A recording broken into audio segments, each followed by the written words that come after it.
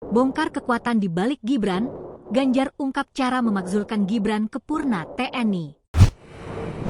Ketua DPP Partai Demokrasi Indonesia Perjuangan, PDIP, Ganjar Pranowo, mengatakan bahwa proses pemakzulan Wakil Presiden Gibran Rakabuming Raka tidaklah mudah. Pasalnya, Gibran didukung oleh Koalisi Indonesia Maju, KIM, plus yang saat ini mendominasi kursi di DPR.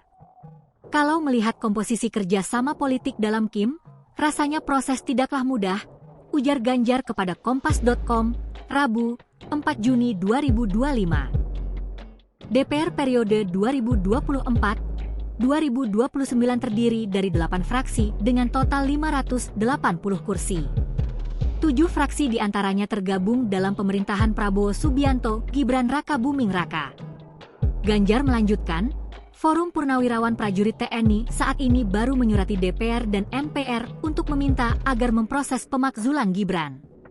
Namun, mereka belum menyertakan bukti konkret yang menunjukkan adanya pelanggaran oleh putra sulung Joko Widodo, Jokowi.